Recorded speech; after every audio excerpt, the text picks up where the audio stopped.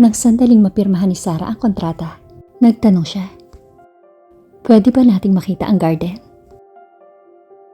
Ngumiti ng malapad si Ezekiel. "Naisip ko lang na dapat pagkatapos ng kasal ni Luke. Dahil may sorpresa pang naghihintay sa'yo doon." Matapos maunawaan na ang sorpresa ni Ezekiel ay palaging sobra-sobra, nadama ni Sarah na marami na itong nagawa. Sobra na. Hindi mo na kailangang magplano ng mga sorpresa. Sarah, wala kang idea sa mga plano ko para sa ating kinabukasan. Mahal na mahal kita. At maliban na lang kung ayaw mo sa nakakaawang lalaking ito, maaari ba nating tanggalin ang timeline sa ating kontrata? Ang tanging nais ni Ezekiel ay wag na itong umalis sa mansyon ng Sinon. Pagkatapos ng lahat ng ginawa ni Ezekiel para patunayan ang pagmamahal niya, paano ito matatanggihan ni Sarah? Binuhat ni Ezekiel si Sarah at nagsimulang maglakad patungo sa pinto. "Saan mo ba ako dadalhin?" Tanong ni Sarah, at ang kanyang katawan ay nagnanais ng sexual healing. Ito ay isang sorpresa. Ibinaba ni Ezekiel ang kanyang tingin at tinitigan si Sarah sa mga mata. Nang makarating sila sa kung saan, sinabi niyang sorpresa ito. Nawala na kontrol ang emosyon ni Sarah. "Ipikit mo ang iyong mga mata," sabi ni Ezekiel habang nakatayo sa harap ng presidential suite. Araw-araw, nakakatuklas siya ng mga bagong paraan para pasayahin si Sarah, at isa lang ito sa mga iyon. Sumunod naman si Sarah na walang pag-aalinlangan. Ngumiti si Ezekiel at natuwa na hindi ito nagtanong ng maraming tanong. Binuksan niya ang pinto nang hindi hinayaang dumampi ang mga paa ni Sarah sa lupa at dahan-dahan itong ibinaba sa kama. Naramdaman ni Sarah ang ilang bagay sa kama. Bahagyang nahulaan niya ang mga yun na talulot ng rosas. "Pwede mo na buksan ang iyong mga mata," sabi ni Ezekiel. Bumukas ang mga mata ni Sarah sa isang romantikong kapaligiran. May mga pulang petal sa kama at ang ilan ay nakakalat sa sahig sa buong kwarto. Ang silid ay humahalimuyak sa mga mababangong kandila na nakaayos mula sa may pinto hanggang sa paligid ng kama. Ang mababangong kandila ay nagpasiklab ng romantikong pagnanasa na naging dahilan upang mawalan ng kontrol si Sarah. Napakaganda ng pula at puting decoration at hindi magawang pumikit ni Sarah kahit isang segundo. Sa tuwing inaakala niya sapat na ang ginawa ni Ezekiel, sosorpresahin siya nito ng mas maganda pa. Isang luha ang pumatak sa kanyang mga mata. "Ezekiel, napakaganda nito." Ngumiti si Ezekiel at tinanggal ang kanyang suit. Hinubad ang kanyang t-shirt at tinanggal ito kasama ang relo at pantalon. Handa na siya para sa seryosong kasiyahan. "Wala nang mas gaganda pa sa'yo, Sarah." Lumubog ang gilid ng kama nang lumapat dito ang tuhod ni Ezekiel. Bumilis ang tibok ng puso ni Sarah. Nararamdaman pa rin niya kay Ezekiel ang naramdaman niya noong unang pagkakataon na nakita niya ito sa kolehiyo. "Magpapayo ako na kumain ka ng mabuti dahil mauubusan ka ng energy," sabi ni Ezekiel na nagpatukso kay Sarah. Alam ng Diyos kung gaano ito katagal na hinangad ni Sarah. Nakasuot pa rin siya ng damit pang opisina dahil hindi niya inaasahan ang kakaibang bagay. Dumampi ang mga labi ni Ezekiel sa balikat ni Sarah. Napaungol si Sarah at ipinaramdam kay Ezekiel na ito lang ang gusto niyang pagkain. Sa gitna ng katahimikan, biglang nagtanong si Sarah, "Ezekiel, hindi ba't nakalaan sa honeymoon ang mga ganitong bagay?" Sarah, ang buhay ay isang regalo at walang nakakaalam kung gaano katagal ang regalong ito. Bumakas ang pagkalito sa mukha ni Sarah habang patuloy na nagpapaliwanag si Ezekiel. Pahalagahan natin ang bawat sandali na magkasama tayo at huwag subukang ireserba ang mga ito para sa mga espesyal na okasyon. Paano kung hindi na natin makita ang mga araw na iyon? Pagkatapos ng lahat ng nangyari, patuloy na nagsisisi si Ezekiel dahil hindi niya sinamantala ang lahat ng oras noong asawa pa niya ito. Napagtanto ni Sarah ang katotohanan sa mga salita ni Ezekiel. Inilalaan ng mga tao ang kanilang pinakamagandang oras para sa mga espesyal na okasyon tulad ng mga honeymoon at bakasyon. Ngunit kapag bumalik sila sa kanilang normal na buhay, ito ay nagiging boring. Mahalaga ang bawat sandali, Sarah. Hindi na ako maghihintay hanggang sa honeymoon natin para ipakita sa iyo kung gaano kita kamahal. Sabi ni Ezekiel at panandali ang binihag ang labi ni Sarah. Hindi makapaniwala si Sarah sa lahat ng mga salitang lumalabas sa bibig ni Ezekiel. Bago ito sa pandinig niya, pero totoong totoo. Ezekiel, nagbago ka na. Nakaramdam ng takot si Sarah na bumalik ito sa pagiging malamig at mapag-iwas na lalaki sa sandaling ikasal sila. Hindi ako nagbago, Sarah. Ganito talaga ako. Pero ipinakita ko sa iyo ang bad side ko sa maling dahilan. Tinitigan niya si Sarah na puno ng panghihinayang nang maalala niya kung paano niya ito binaliwala. Sarah, gusto kong ang asawa ko ang maging pinakamasaya at sasaya lang ako kapag masaya ka. Tanging ang isang tao na nakaranas ng mabuti at masamang panig ng isang relasyon ang makakaunawa sa kanya. This is too good. Matapat na sabi ni Sarah, ngunit handa na si Ezekiel para sa aksyon ngayon. Kaya mas mabuting masanay ka na. At kung hindi ka tututol, I want to make love to my wife. Nanlamig si Sarah habang nasa bisig siya ni Ezekiel at napagtanto kung paano siya nito patuloy na tinutukoy bilang asawa. Hindi mo pa ako asawa, Ezekiel. Nagtitiwala si Ezekiel na sa sorpresang pinlano niya, hindi ito tatanggi na maging asawa niyang muli. You will be one day. At sisiguraduhin ko yon. Lumapat ang labi ni Ezekiel sa labi ni Sarah at tumugon si Sarah nang may pagkahumaling. Nagulat si Sarah sa sumunod na galaw ni Ezekiel.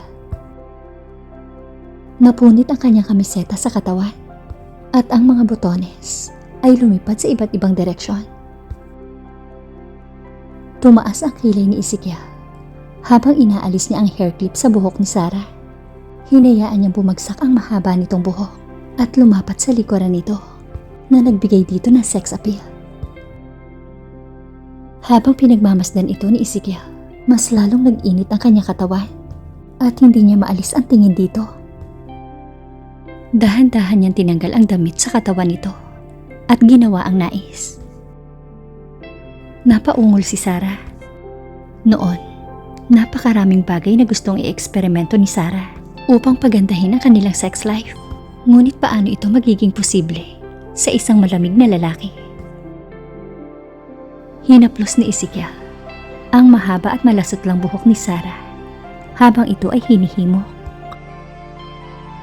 Lalong humigpit ang hawak ni Sarah nang subukan niyang pakawalan ang sarili at nawala ng kontrol si Ezekiel. Matagal na itong gusto ni Sarah, kaya't ang kanyang katawan ay patuloy na nanginginig.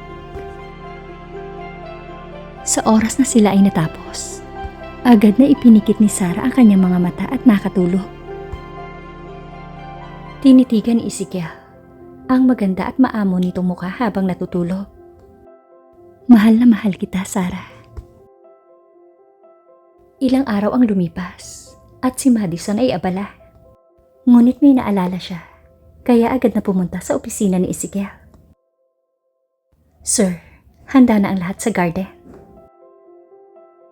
Alam ni Ezekiel na ang pagsusumikap ni Madison ay dahil sa pagmamahal sa kanyang trabaho at hindi sa pera. Yes, gusto kong pag-usapan ito. At dahil nabanggit mo, ihanda mo ang sorpresa. Lumabas si Madison at ginawa ang sinabi.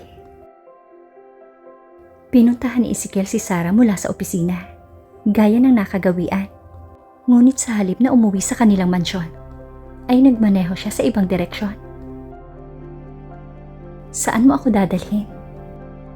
Nagtatakang tanong ni Sarah. Nagtataka siya kung ano ang ginagawa ni Ezekiel sa oras na ito. Ang lalaking ito ay patuloy na ipinapakita ang kanyang panig na naging dahilan upang lalo siyang mahulog dito sa bawat araw. Meron akong ipapakita sa'yo. Mahinahong sabi ni Ezekiel. Umaasang mangyayari ang mga bagay-bagay gaya ng plano. Hindi ito ang unang beses na ginulat siya ni Ezekiel, kaya hindi na nagtanong si Sarah. Tanging ang kanyang tingin ay nanatiling nakatutok sa daan. Dumating silang dalawa sa secret garden at halos mahulog ang panga ni Sarah. Ito ay ginawa tulad ng nailarawan niya sa kanyang isipan. Ang garden ay nagparamdam sa kanya na parang nahulog ang langit sa lupa. Isang patak ng luha ang dumaloy sa kanyang pisngi habang nakatitig kay Ezekiel ng may pagmamahal. Napakaganda nito. I never expected everything to be so perfect. Ngumiti si Ezekiel at hinila siya papunta sa pinakamalaking garden igloo. Ito ang paborito ko at hindi ito tinatabla ng bala, sabi ni Ezekiel nang may katiyakan. Natuwa si Sarah dahil mukhang hindi maganda ang panahon. Nagsimulang pumatak ang ulan, kaya dali-dali silang pumasok sa loob ng igloo. Ezekiel, mga regalo ba ang nasa kamang iyon? Naputol ang atensyon ni Sarah sa pagitan ng magandang tanawin sa labas ng dome at ng mga gamit sa kama. Ang lokasyong pinili para sa garden ay perpekto dahil malayo ito sa pangunahing kalsada. Gustong-gusto ni Ezekiel kahit ang panahon ay medyo masama. The raindrops making everything so magical. Oo, Sarah. Bakit hindi mo buksan? Kinakabahang tanong ni Ezekiel habang iniisip kung ito na ba ang tamang bagay o tamang oras para gawin ito. Naalala ni Sarah kung paanong palaging binabanggit ni Ezekiel ang pagpapaligaya sa kanya araw-araw, understanding that the man was serious about it. Gayunpaman, natuon ang kanyang atensyon sa ulan habang iniisip niya kung paano nagawa ni Ezekiel ang kahanga-hangang konsepto ng pantinig sa mga patak ng ulan sa loob ng igloo sa kabila ng mga materyales na ginamit dito. Plano kong dito na tayo magpalipas ng gabi, Sarah. Sa tingin ko ay hindi nahihinto ang ulan. Natuwa si Ezekiel na nagustuhan ni Sarah ang lahat, lalo na ang mahiwagang ulan. Ngunit kinakabahan na malaman ang iniisip nito kung ano ang inihanda niya para dito. Ito ang huling bagay na pinaghirapan niya nitong mga nakaraang linggo at ang resulta ay kailangang maging kasiya-siya para dito. Kung hindi, ang lahat ay magiging walang silbi. Nakuha ni Sarah ang mensahe. Nakuha niya ang atensyon mula sa mga patak ng ulan sa igloo, sa ambience ng hardin sa paligid, at tumuon sa malaking bagay sa kama. Umupo si Sarah sa tabi nito at maingat na sinimulang buksan at nakita niya ang isang malaking ice cream cappuccino cake.